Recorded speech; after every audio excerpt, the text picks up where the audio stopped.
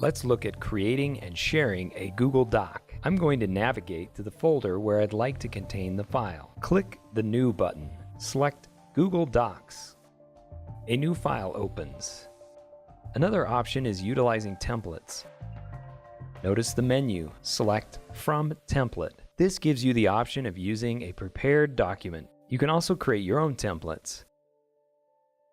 When you load a template, it will contain pre-existing content. Let's look at creating content. Google Doc is a word processor. Since it is cloud-based, notice that as I type, it saves my work. There is no need for saving. It is all done automatically. No more losing that file. The most common mistake students and teachers make is forgetting to name the file.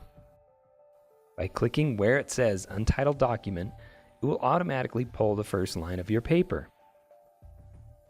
You can rename it by clicking and making any change you'd like to the file name. Managing the file can also be handled right here. You can star a file or move it around in your Google Drive.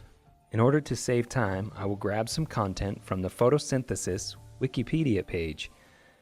Select the text by dragging your cursor, Ctrl-C to copy, and Ctrl-V to paste. Let me show you a quick trick to eliminate all the formatting. If I right-click and paste without formatting, it will remove most of the issues. Now we've got some good text to work with. Let's insert an image. Go to Insert, Image, Search the Web. This opens up a sidebar. Just search for the image you'd like to use. Once you found it, just drag it into the text. To wrap the text, select the image and click Wrap Text. Now the text flows around the image. Another method is dragging directly from one window to the document. One feature I really like is replacing images. For example, this template. I like the layout but don't need the image. Right-click on it and replace. There. It's got raisins in it. You like raisins. Let's look at adding a table. Click Insert, Table, and select the dimensions. You can adjust the table's properties by right-clicking.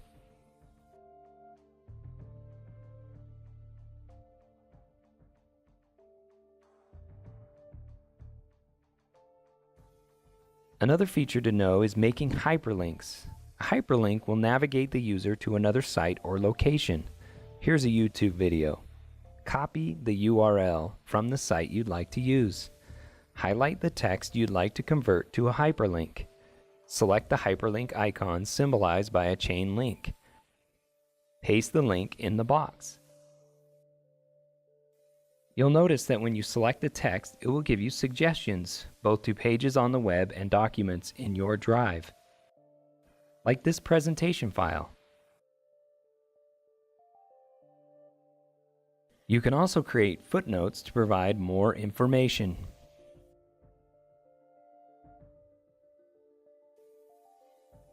Now let's share this file. In the upper right, you will see the share icon. Currently, it is only shared with me. This is symbolized by a closed lock. When clicked, it will open this dialog. You can easily add names of collaborators here. This will now show up in the Shared with Me category of the other person. Notice the share icon now has people instead of a lock. If anyone else is logged in at the same time, you will see an icon here. Their name is highlighted and I can watch any changes they make in real time.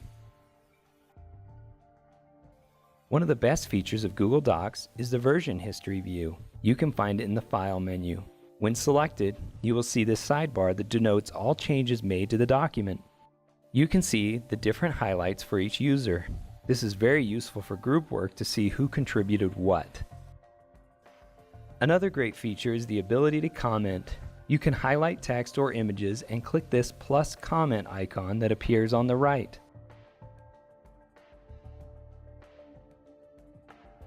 Other contributors can comment back, and you can use the resolve to hide the discussion.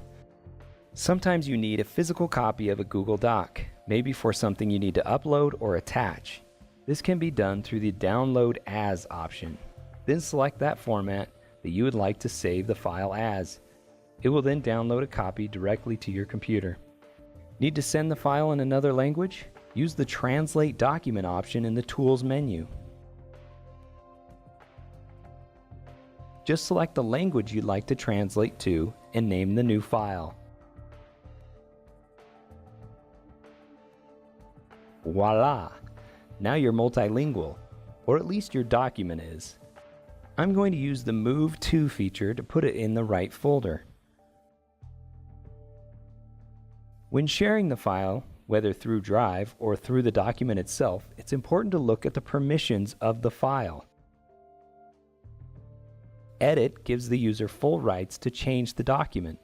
Comment allows commenting only. View Only allows the user to view the document. Another great feature is the Explore tab. This is down in the lower right.